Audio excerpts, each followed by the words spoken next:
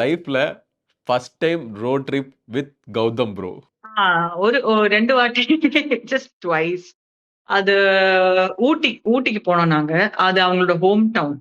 So அங்க ஒரு வாட்டி டிரைவ் பண்ணி, ரிட்டர்ன் டிரைவ் பண்ணேன். அவ்வளோதான். மத்தபடி இல்ல. அப்படி போனது கிடையாது. ஆக்சுவலி நல்ல ஐடியா.